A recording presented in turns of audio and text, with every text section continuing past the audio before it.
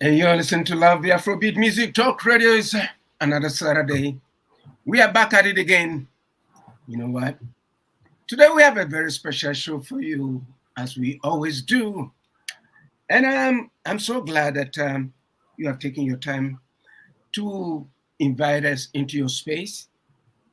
We are glad. You know what? Last week we missed Petraa and Ron. Yes, I did. But you know what?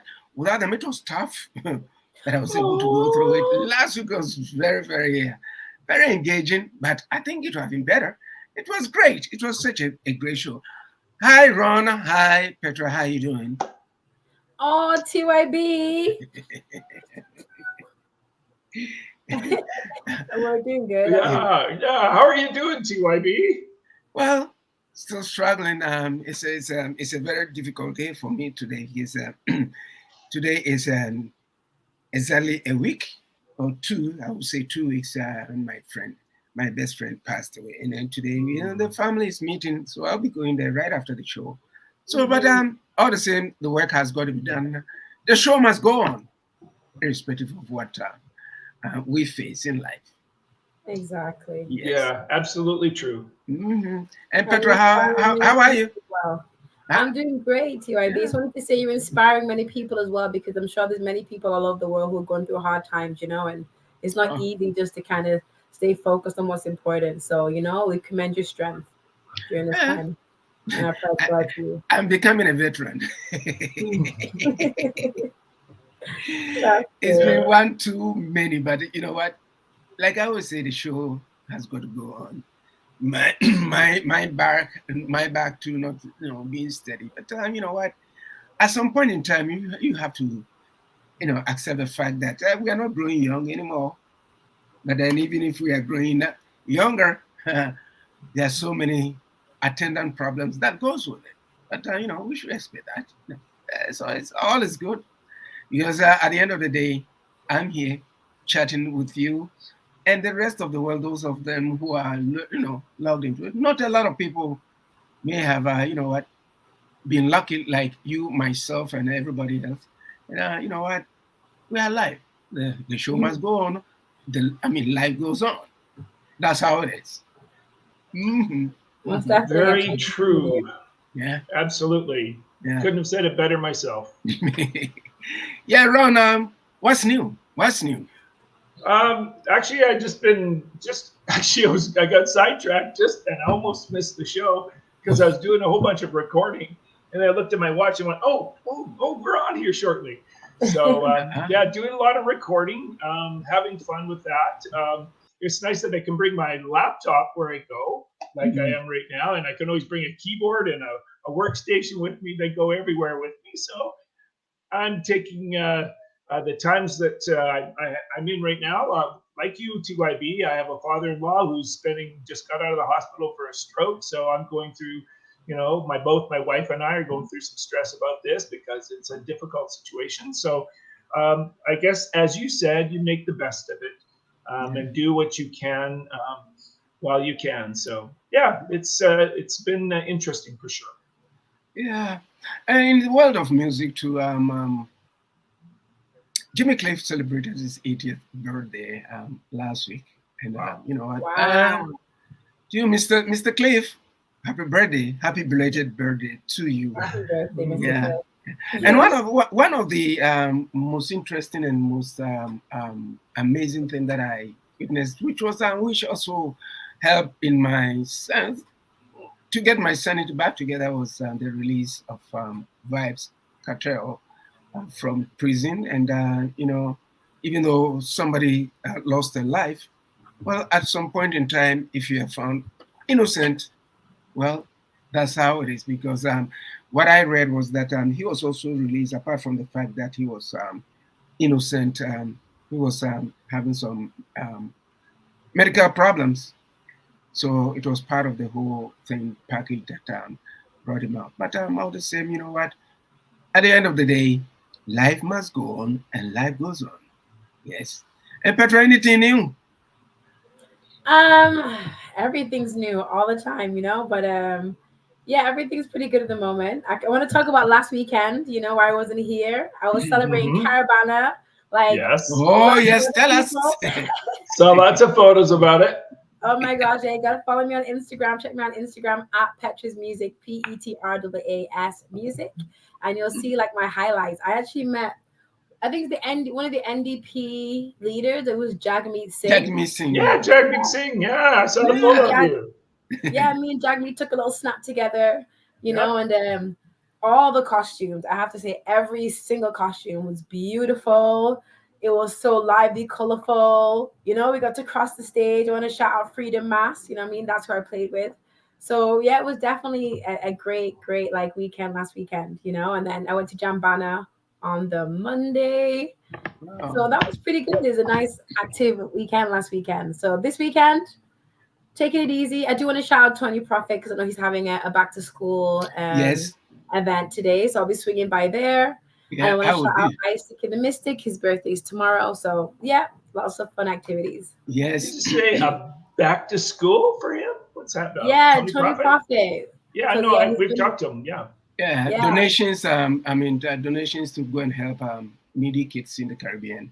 So he Exactly. organizes. Yeah. So he's not going back to school. It's for somebody No, else. he's having an event that he does every back year. to school event for kids. The back to school event. So if people may donate laptops or money or school uniform or what have you, then he will Right. put them together and then send them to Jamaica or the Caribbean to help children who may be going through hard times with respect to their families and stuff like that. And Tony, I'll be swinging by after the program or later on, to support this initiative. And in Toronto, the Jerk Fest. The Jerk Festival is ongoing right now, and they've got some amazing artists out there. Marsha Griffiths is there. Yes, Ding Dong I is love there. Mafia. Yes, Ding Dong is there. Scripted. What's his name? Scripted is there. There are a lot of local artists and a lot of people are streaming down there, and every year, the aroma, as soon as you get around there, jerk, chicken, the aroma from so many different vendors, coming your way. And it's happening, it's going on at the Centennial Park. Started yesterday, today is going to continue, and tomorrow they'll wrap up with Marsha Griffiths, Ding Dong, and so many different apps going on today. Toronto is a place for festivals and those kind of stuff, Afro-Caribbean festivals. Yes, it's happening right here. Petraa, have you ever been there before? Oh yeah, I did go to Jerk Fest one year, and yeah, it was phenomenal. It's when Genuine came and Freddie McGregor, and Dexter Daps. So yeah, that was a really, really phenomenal event. So anyone that's going to be going on to Jerk Fest, definitely head down there. And Marcy Griffiths is one of my favorites. So, yeah. I'll try to swing down there too, That's right. And Ron, what are some of the festivals out west? Oh, we have numerous festivals. There was just a huge country and western festival on Vancouver Island, where I'm from. Big country western festival. Keith Urban was the big hit in the show, so you get an idea of what kind of artists they have. And there is an upcoming festival on the northern end of Vancouver Island called the North Island Music Festival. Usually I perform in that one, not this year. Which is just fine by me. I have just lots of things going on. So. But there is all kinds. The one I want to see one day, and I'm going to go, is the Montreal Jazz Festival. That's one of the ones I would love to see, is the Montreal Jazz Festival. They have some huge acts that come out to that, and that is the one. I'd say if there's one festival I want to see in Canada, it's the Montreal Jazz Festival.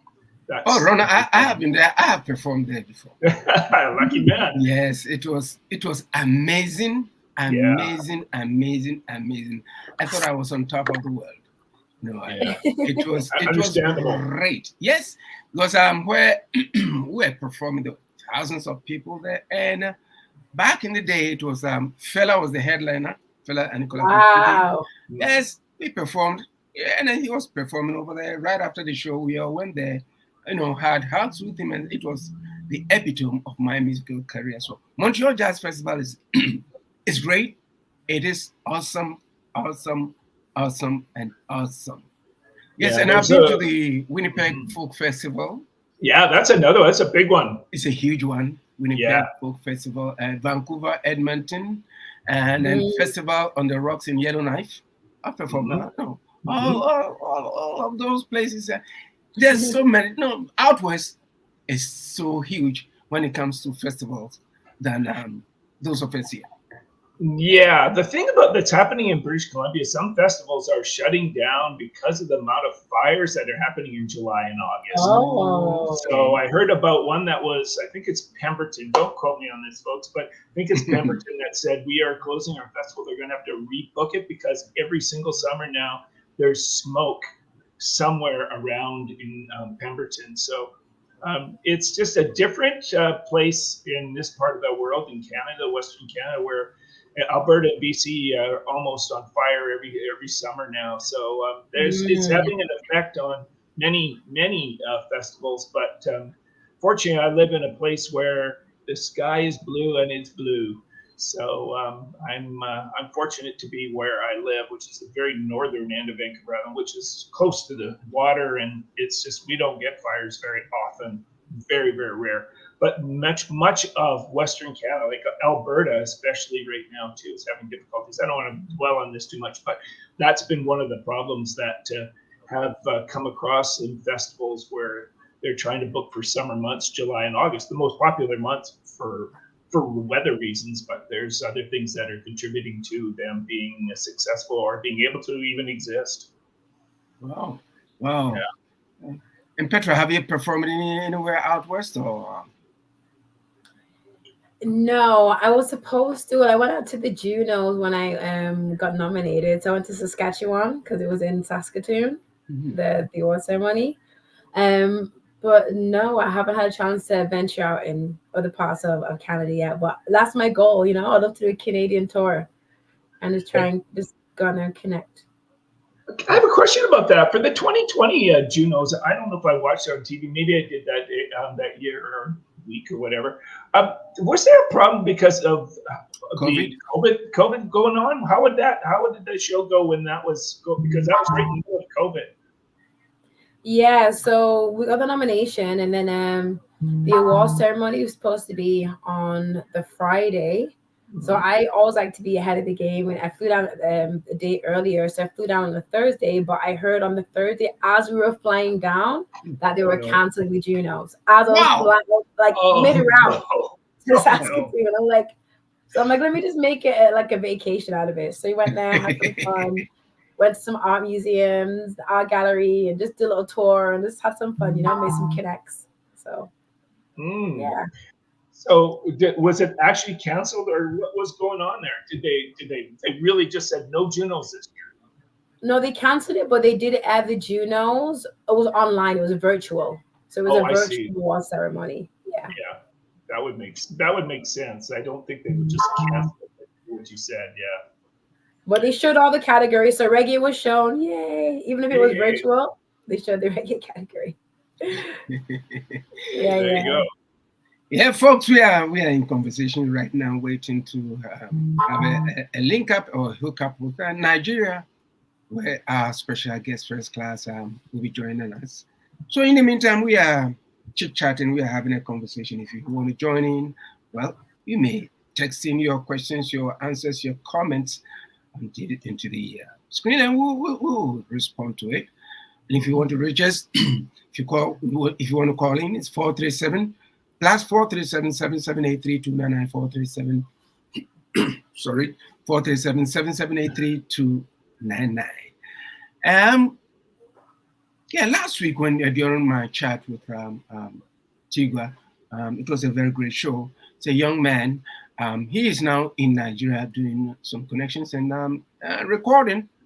And what was interesting about it was that he is not from the Calypso. I asked why an R&B, Afro pop, Afro swing, what have you, artist, you know, living in Nigeria right now. I mean, he's not living, he's just there making his connection there. And his thing was that, if I can recall correctly, his thing was that, you know, in the Caribbean, reggae, soca, calypso. So if you are from any other genre from there, it's very tough to break through. So even though he's from Antigua, it was tough. But then because he was trying to find his feet out there, he decided, oh, you know what, I love Afrobeat music. So he was somebody, a manager, a friend of his, introduced him to somebody, and then and he moved to Nigeria to record, and then he came out this track. I think you got a time to listen to it last week. This is Lagos, and if you listen to the track, I loved it. From that transition to that, the voice, everything was so superb. So I asked him how it has been received back home. He said he's doing very well, and I'm so impressed with him from that, that transition. So I'm thinking most probably he's going to be one of the Afrobeat musicians to have come out or to be coming out of the Caribbean, and it bites well for him, because if you listen to the track, straight Afrobeat music, voice, everything has been well done. And did you get a chance to listen to him with the information I sent last week, or any one of you?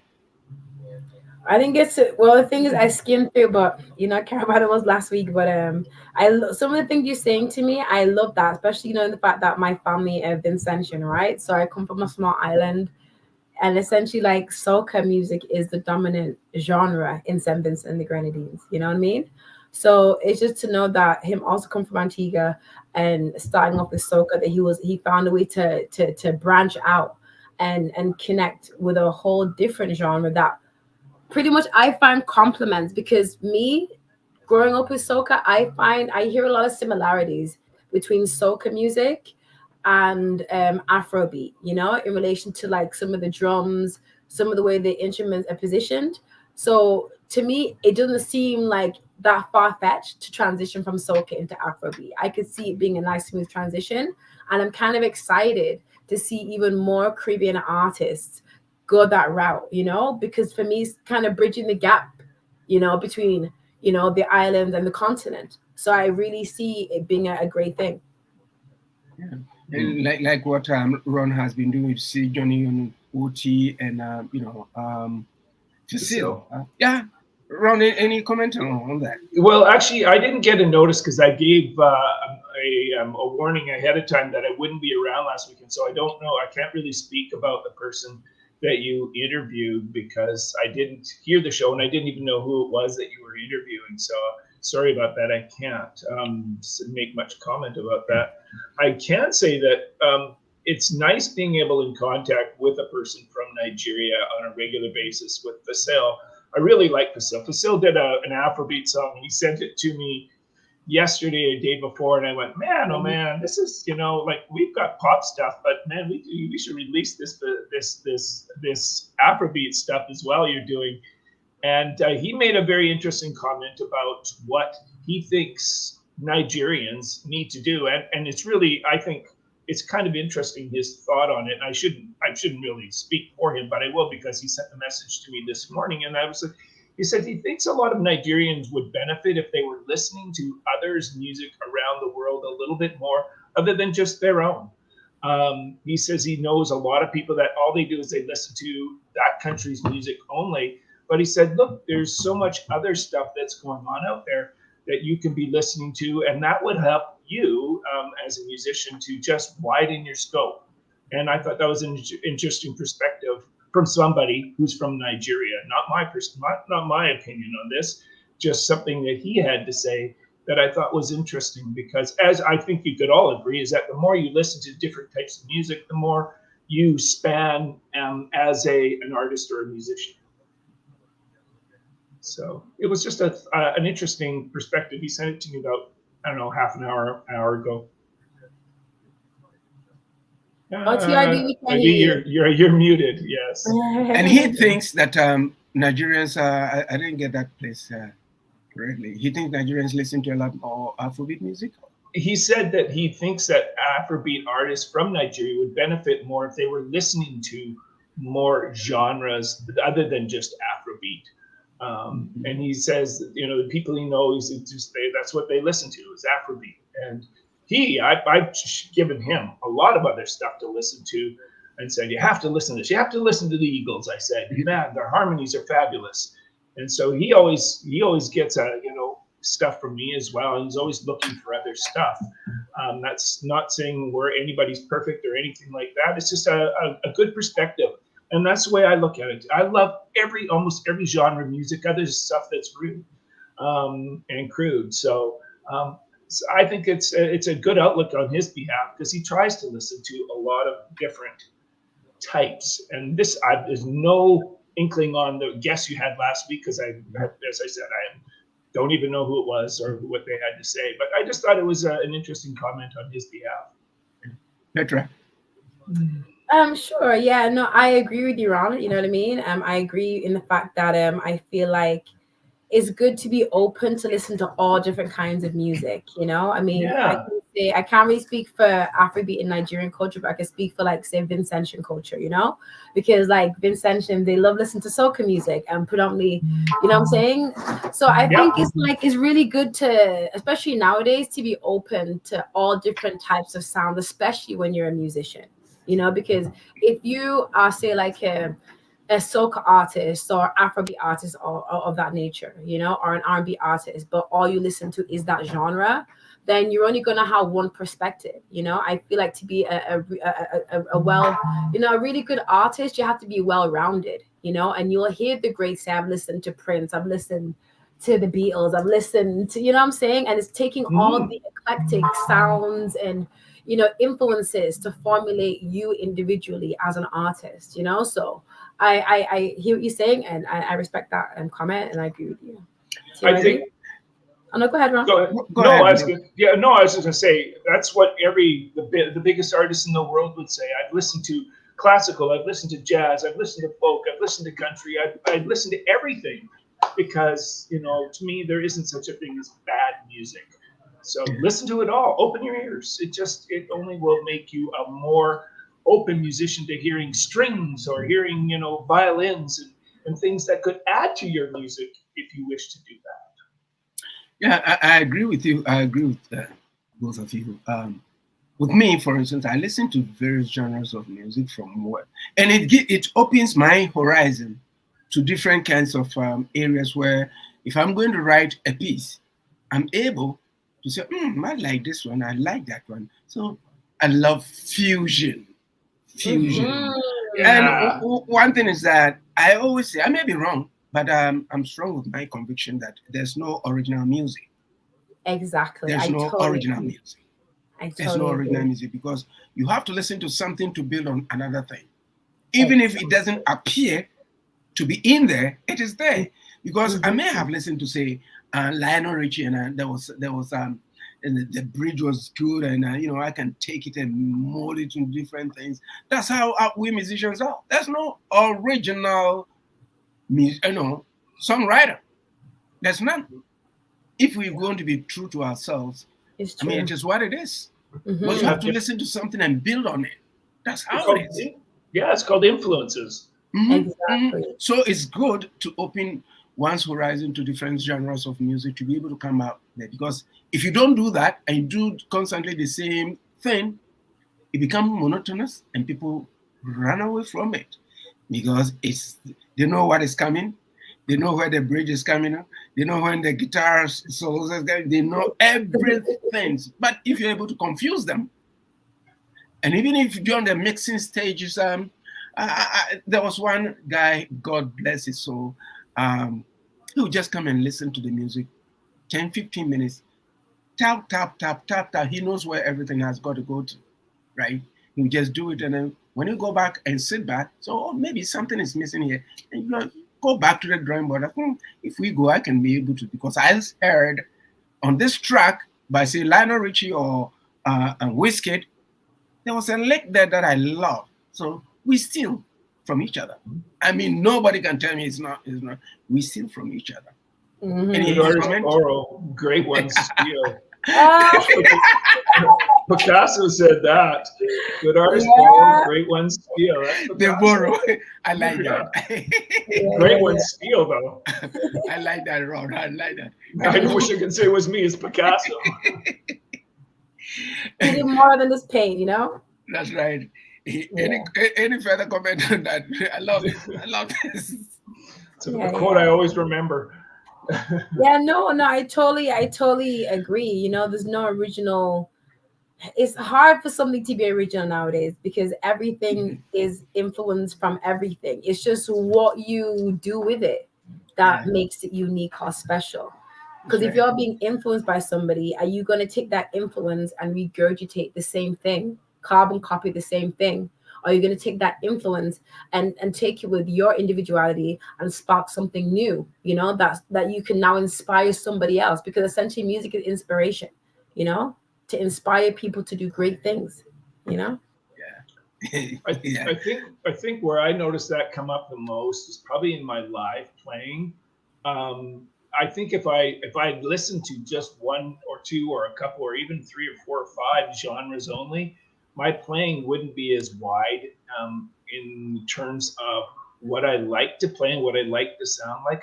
I have a sound that's all my own, and that's the thing. Is every single one of us has a sound their own. But the more you listen to variety, the more you're gonna be able to develop yourself more to be able to do more things. Maybe you can, you know, like, I mean, I listened to, as a bass player, I listened to great slap players like Stanley Clarke, and if anybody knows, he's Stanley Clarke and Victor Wooten and Marcus Miller. There's some of the most incredible slap players in the world. And slap is where you just hit the string and then you pull it off, and it just makes a sound that's different from what you usually hear bass playing. But so many people use it today. It's a common thing to use. But I mean, if you don't listen to those players, you would never catch on to it. And it's very common, and it adds a cool, funky, it's used a lot in funk grooves and that kind of stuff. And if you are into that and you get to play in a funk band sometime, slapping is just the one thing. But I had a Juno Award-winning drummer once when I introduced myself to him before we walked on stage, and I said to him, "What's the one thing you don't want to hear from bass players?" He goes, "I don't want to hear anybody slapping on stage." So I took that into mind and I went, okay, let's walk on stage and I won't slap. On this topic, I really love it because I was watching a documentary about Lucky Dube. Lucky Dube.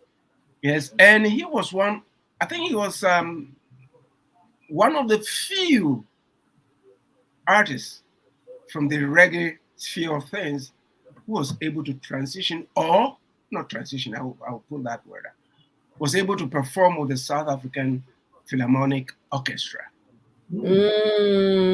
So we're talking about fusion, the transition and all those things. It was amazing. To those of you out there, just go look for the documentary with respect to Lucky Dube and the South African, I think Cape Town South African Philharmonic Orchestra. Nice. It was beautiful. I didn't know what to expect. I did not know what to expect. So reggae, and chamber music, as they used to call it. Awesome. So it's always good to go across the lines, to go and borrow, and then come back and see it, because whether you borrow or you don't borrow, we all steal at some point. We all steal at some point to do that. So it was really, really interesting. I mean, this conversation is interesting. We are trying as much as possible to get in touch with FIRSTKLAZ. We are getting some signals out there. It's I don't know whether there's a flood there or something like that, you know. But we are trying our possible best to get in touch with him. TyB, we have FIRSTKLAZ. We have Petraa here. That's right. That's right. That's right. Thank you. And we have Ron, and we have TyB. All of it the first class. Yeah. Last week, during my conversation with TyB, the question of AI also came into play again. Oh, I've experienced this lately. Yes. Yes. The question about AI popped its head again. He was saying that looking for, I asked whether how he sees AI affecting our industry, and he says, well, it's got its pros and cons. But for me, from where I sit, the cons are more than the pros. Yes, the cons. For sure. Yes, are more the nobody will convince me that because we live in a world where somebody can take your voice, mimic your voice, and then go and place it. And we are talking about Exactly. crossing lines and stuff like that. How are we going to be able to overcome this? I think not until I don't like governments coming into play when it comes to our way of life. But I think, or do you think there should be, or government should come in and then, or government and developers should come together to have this regulated because we haven't gone through uncharted waters right now. So, what are your thoughts about AI in our industry? Ron, Go ahead. Go ahead, Petraa. Go ahead. Okay, sure. Thank you. I agree with you. I do see the pros and cons, but like you, I do see more cons than pros right now. It's not to say that it can't change because I feel like when technology and innovation is introduced, there's always this feeling of anxiety of not knowing what to expect until we've gone through the motions, you know? So I am open to see the benefits of AI in our industry, you know what I'm saying? And I can name a few things, but we'll get to that, right? But I do see more cons in the sense that music is individual to everybody, right? So for me, music is a spiritual experience, you know? So if music is a spiritual experience by us who are physical beings, who are spiritual beings having a physical experience, therefore, now when you have something that's not a spiritual being in charge of manifesting a vibrational frequency, you know, to beings who are spiritual, how can it then connect? You know, I mean, everyone's different, but I can hear when and it's an artist AI voice versus their actual voice. I could feel that, you know what I'm saying? So, and music is a feeling, is a sensation. So now if this industry now starts to become dominated by artificial intelligence and artificial beings, for me, it's going to take out the authenticity of that connection, the authenticity of that experience, you know, that I classify as being spiritual. So to me, that is a problem, you know, because music is meant to uplift. How can we be uplifted by AI? You know, AI for me, it makes things so practical, you know, it makes everything so orderly, like where by Ron, you made mention before, you know, with the drummer, you know, he might miss a beat, or he may or like TyB when you've had the bass player play at the event and his string broke, you know, but you guys still continue to make great music and probably create sounds and songs that you didn't know what you would have done because it was just in that moment. AI makes things too organized, too regulated. It makes no room for error, and it's in the error you can find greatness, inspiration, beautiful things. Interesting, Ron. Well, I've experienced AI recently, and I'll say I have been using it, but not so much for music itself. I've been writing lately. I've been writing a lot of lo-fi songs. That's just the mood I've been in lately. And however, lo-fi comes with a lot of artistic work in it, in the videos and so forth. And today, the way I've been doing it is you just type in what you would like. It's just like on ChatGPT. You type in type of photograph you want. Like the other day, I said, a man with a coffee sitting on a balcony in the midnight sun with the moon shining on the balcony, and it gave me a photo that had never been used by anybody else, and boom, it came up looking better than I could have ever personally drawn. It would have taken me hours and hours and days probably to draw that type of photo, and it came up with it in literally less than 30 seconds. and more than one version of it. So it was really nice to be able to do that for the person that isn't, skilled in that area. However, in terms of me hiring somebody, that just took somebody's job away from the hiring process of it. So this is in the visual arts. This isn't so much in the auditory arts as much as it is. So I would say that for me, it's been convenient that way. However, I can see where many people look down at it for that reason. It just took my job away. Thank you very much. So that's what I worry about. Are we going to need producers, mixers, and the likes in the future? Because we've got machines and computers that will do it all. I'm not sure how that works, but I could see why it was doing it for me. And I was going, hey, this is snap, easy, simple stuff.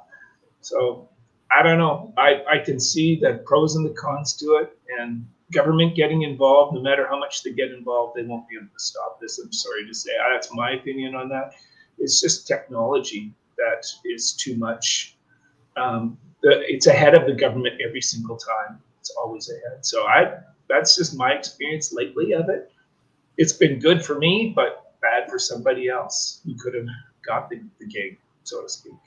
And do you think it's going to affect the way we look at music in terms of like teaching music in schools and stuff like that? Because if you're going to learn how to play the drums, or you're going to learn how to play the violin, and at the end of it all, unless you're doing it as a hobby or somebody who was going to do it, just for using it as a leisure, you want to learn how to play. That's a different thing. But if you want to take it up as a profession, do you think it's not going to be, affect the way we, let me put it this way. Where are music schools going to stand in terms of this onslaught? As a teacher, yes. I can speak to that. Petraa, if you want to go ahead, but I've got certainly my views. Yeah, Petraa, go ahead. Before. I was going to kind of backtrack a little bit. I want to kind of in response to what Ron said, so you can answer this question, Ron, but just in relation to the fact that you mentioned about using AI to do like the visual aspect of your lo-fi song, right? And yeah. I love lo-fi, and I know exactly what you're talking about. I feel convenience is a silent killer. You know what I'm saying? Wow. Say that again. I love that. Convenience is a silent killer. Wow. And honestly, I feel like you made a comment that, so that would take away someone's job. But you see, even visual art, for me, just like music, it's not just creating art. It's a connection, Like that's a missed opportunity for you to connect with a visual artist. You know what I'm saying? That's a connection there. And then, AI can create something that no one's ever done before. But it's not the same as an artist sitting there and drawing it and putting their heart and soul into it, just like with the music, and just the same way that you said, AI, can you create me this, it may get to the point where they can say that with music. Oh, AI, can you create me a rock song that has this many riffs and this bass line with this, you know what I'm saying? Then boom, they've created a song. And conveniently, it's good for the record labels because now they don't have to hire an artist, they don't have to hire a producer, blah, blah, blah, blah, blah. It's all convenience, but it's a killer, because you've just destroyed not just jobs, but like the essence of music. Music is more than convenience, art is more than convenience. And we're living in a world right now where they're giving us this whole AI system, this whole AI structure selling us on convenience, but it's slowly killing our culture and killing our society. Yeah, and Petraa, I can't disagree with that. I mean, you're right. What I'm afraid of in the future is us going into a website, we'll call it chat music or whatever you want to call it, and just doing exactly what you said, which is, hey, I want this song. I want to have four verses. I want 5 choruses, and I want it to be about the love of my girlfriend and how she left me. Now she's here. And blah, blah, blah. You can give all the details, and it goes, boom, here's your song. And by the way, no, we're not just giving you one. We're going to give you 4 or 5 choices. Pick which one you like best. And you're Exactly. right, it is going to take away jobs. However, on the point you made at TYB, about the music in school is starting to disappear and has disappeared for years, decades now, ever since the onslaught of, I'll say onslaught, what a poor term, on the upbringing of the internet and computers. Because, like I'll say in the school district I taught in, what came first, computers or music? At a stage, they said, enough of the music program. We've got to get people, we don't have the money, but then we'll buy, 15 dozen computers, and that just killed the whole music program. So it's unfortunate. I see it all the time. I hear about it. In fact, my wife, who's beside me here, and I were talking about the program that I went to at university here in the town of Mount, which is Nanaimo, and that music program, which I loved, had so many people that have gone off to be Juno Award winners, is now going out. The whole program, the 4-year program, is being shot out the door. So it's unfortunate, because the profs at the university were fabulous. They're some of my best, most memorable people in the music industry, and they're gone. So I don't know. I have hope for the future for music, but I see it going downhill in terms of it existing, in terms of what I would love to see more people do, which is be educated in music. I think it's wonderful to be able to read music, and it's awesome to be able to go, I know these chords, I can put this together, I can write this song, and I can play on stage, I can do this, that, and you become more well-rounded. But that's just disappearing, I'm afraid to say. That's my thought on that, just because schools are disappearing too. Yeah. I don't mean to be depressing about it all, but it's a fact. I just wanted to make a point in relation to what you said, Ron, and it is really sad that a lot of these music programs are disappearing. And what I see, because I grew up in England, right? So I remember being in like music programs, and I never got a chance to take an instrument home or nothing, but like I filled around with the music program. I did play steel pan and stuff when I was younger. So that was great. But I feel the reason why is that these schools, they don't really see the point of a music program, because the music industry has made music into this thing that is no longer about educating or like inspiring. It's just a way to generate revenue. Like it's not special anymore. You know what I'm saying? Like music used to be so special, like I remember having like school concerts, and like music used to be an integral part of our society, but now it's more like a convenience. Music is becoming a convenience. Our whole society is being whittled down into a convenience, whether it's our food, our music, our entertainment. You know what I'm saying? It's just convenient. And then if it's not convenient, we just disregard it. And that's what they're doing with music right now. They're just disregarding it. Oh, it's not convenient. It doesn't really serve a purpose anymore. So let's just disregard it. That's not fair. Music is so much more than that. Art is so much more than that. You know what I'm saying? And that needs to be highlighted, but it's up to us within society to fight for these things. But a lot of it is so brain dead because of social media, or because of like how society is these days. People don't want to sit in a restaurant and wait half an hour for a good meal. They want to go to McDonald's to get their food in 5 minutes, irregardless if the food at McDonald's doesn't taste as good as the food you waited half an hour for.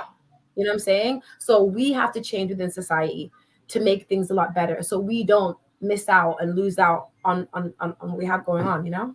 I can say to that, sorry, TYB, and I'll let you go. Go ahead. Just so what Petra said there is that I will never bow down to that convenience. I will always be going, I love playing. I love recording with instruments. I have a keyboard sitting right in my right hand here as I'm sitting in the hotel.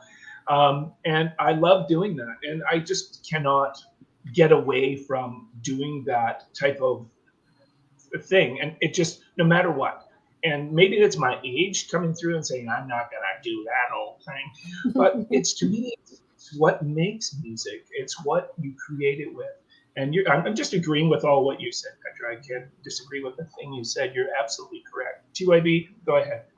Yeah, I agree with what you have said. I think the brightest note of, with it all is that live performance will be the way to go.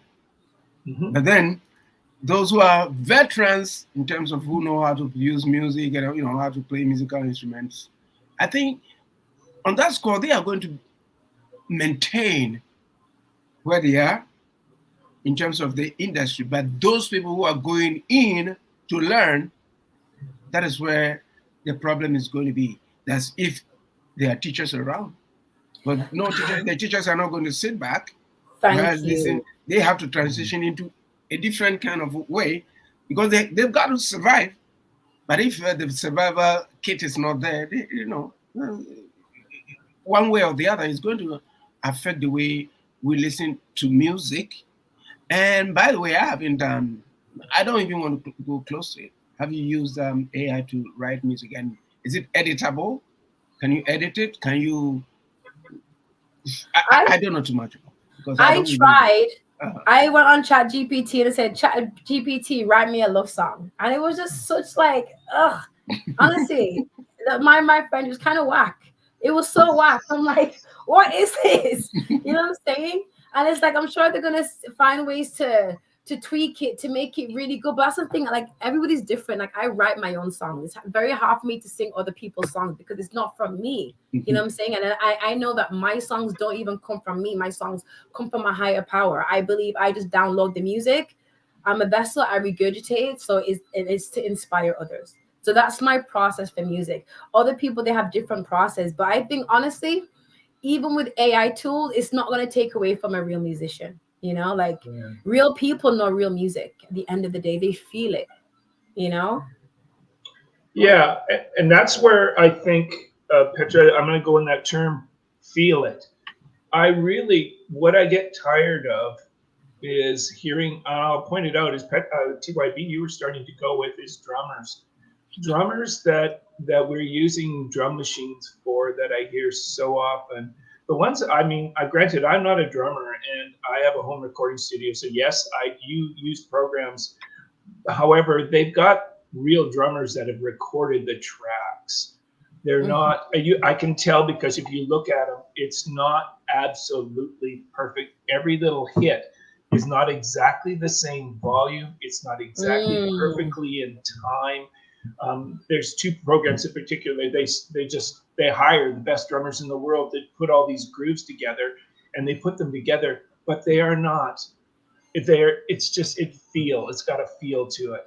It's like there's guys like Jeff Beccaro who used. Anybody who knows music knows Toto, and that's where Jeff Beccaro played with. They've got his stuff, and it's just guys that really, and girls, women. I don't want to say guys. I don't want to get too gender specific. It's people and gender and as well, because it's just the feel of them. And anybody wants to go on, there's a great show on Netflix about drummers. And it's about the real drummers. And it talks to a lot of great ones like Stuart Copeland, who's the drummer for the Police for years. And there's so many women on it too that I'm just going, holy cow, like the drummer for Prince, she was unreal. Yeah. Holy smokes, I don't have her name off the top. Somebody correct me. No, not correct me.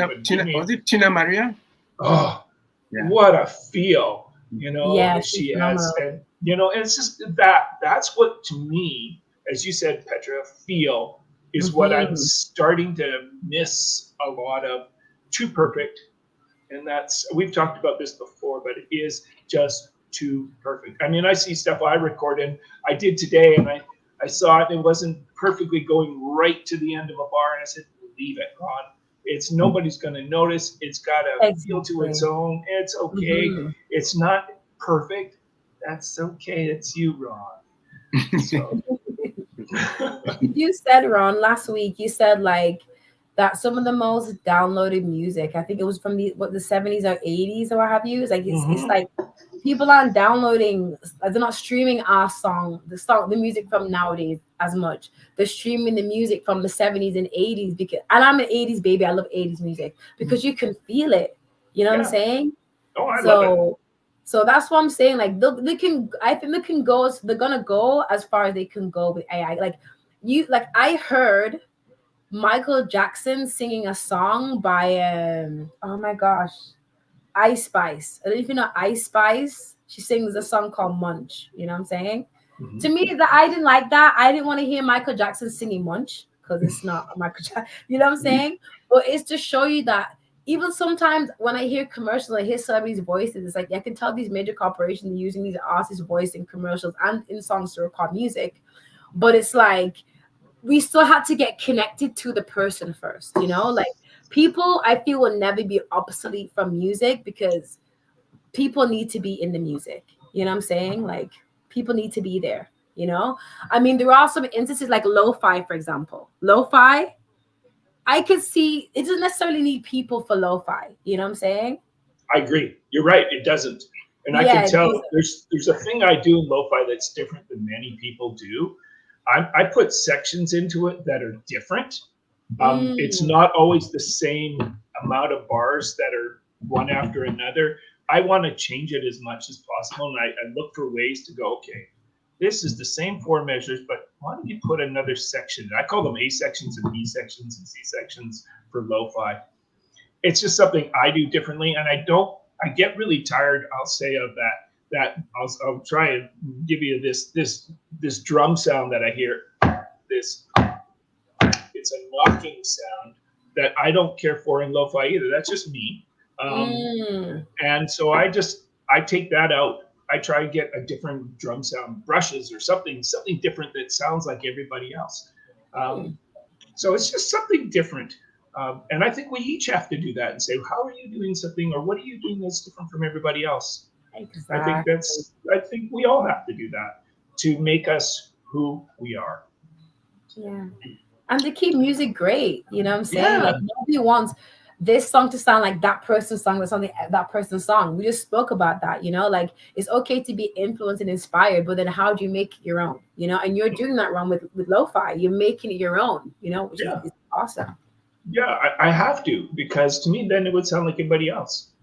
Hmm. Um, and that's like anybody. I mean, it's you just have to create who you are, and you really have to ask yourself too, when you listen to your own music, how am I different? Other than just my voice, say if you're a singer, what is it about my songs that are different than everybody else's? Other than, of course, everybody's sound of their voice. Heaven forbid I sing. But what is it other than my voice that makes me different? Because I hear many artists say, "Oh, it's the way I sing songs." Sure, that's great. But what about everything else that's going on in the song? What makes it? I hear songs and I kind of go, that sounds like everybody, that person. I could put them all in to go, and so you guys all sound like the same. Take your voice out, and your sounds all sound the same. So, what makes you different? So that's just what I get from different artists today, and even before, even in the 80s and the 70s, artists sound like artists before, and other than their voice, you have to ask yourself what makes us different. One of my favorite songs right now, because I've been hearing it on the Olympics, is "Everybody Wants to Rule the World," which is a great song. What my favorite part in that song, though, isn't the voice. The vocals are fabulous, absolutely. The guitar work and But stuff like the guitar solo in that is just, I just love it. It's so syncopated and so spot on, and I just think, good for you. That's not a machine. That's a human. That's what humans do. Yes. You know, back then, you know, they really put a lot of time in writing Yeah. songs, and even Mm, songwriters also took, you know, a lot of Yeah. time to write. It's not like today where you just go, yeah, just give me A B C D, and then they just go ba ba ba ba. No, they like, had to think about it. They were sentimental. They were not songs that, you know, you could say, okay, I'm going to really, you know, on this corner here, I'm going to use a curse word, or I'm going to do this. mhm. Back then, it was well regulated, because if you cross the line, Yeah, you not get airplay. You wouldn't. exactly. But today, somebody sitting somewhere in Konongo in Ghana or somewhere Abuja in Nigeria just can't do that, because it's not regulated, or everybody wants to put out music out there and then use social media to project themselves out there, which is not bad. And of course, now we are on our own. If you sign a contract, you are on your own. The fact that it has made it easier, but then it's got some pitfalls to which comes with it. So in totality, I think with me, like I said before, the cons outweigh the pros when it comes to AI in our industry. Folks, we are beginning to wrap up. Unfortunately, we would like to apologize for the fact that we were not able to connect. With Nigeria, it's been tough, over the past week. There's been quite a lot of protests and all those kind of stuff, changing political landscape in Africa. So that's my guess. Maybe the social media or the internet is not working to the advantage of the citizenry, but then all the same, would like to apologize and have FIRSTKLAZ, come back again. He entered this fray of, within music industry 2024, but he's performed with some of the greats. He's featured them on their music, on their music. And one track that I love with this young guy is Ogini. Good Afrobeat music, Ogini. So go check it out, and then we'll have him come back. But then we hope and pray that you've enjoyed the conversation, and we'll continue to bring you all the best with respect to this industry. We don't restrict ourselves to only bringing artists. We love you to participate in this chat anytime we come out here, because we come here well prepared, because we are in the industry, we know our ways around here. So I would like to apologize on behalf of the crew and everybody that we were not able to get FIRSTKLAZ. You'll be a FIRSTKLAZ guy next time around. Ron, any final thoughts before we wrap up? I just hope everybody has a great week coming up, to both of you too, and all the audience out there. Hope you've enjoyed our conversation and maybe taken something away from it. We'd like to hear back from you and see what your thoughts are on where you think things are going in the industry. I'd love to know other people's thoughts other than just our three, of course, and I'm sure you feel the same, me too. So just have a great week, and and we'll catch up to you next week. Maybe it'll be with our guests. So yeah. Petraa. Yes, well, I just want to wish everybody a fantastic, phenomenal week. Always remember the glass is half full and not half empty, regardless of what you encounter, what you face. And I'm excited for the week ahead and sending lots of love and light to you all. Mwah. Oh, yes, you couldn't have said it better. Folks, this is where the rubber meets the road. It's the end of the program. We'll catch up with you again next week. That's in 7 days with another artist. We are packing them in because there's a lot of artists who are eager to come and have a conversation with us on this program. HWY says to Africa, thank you for inviting us into your space.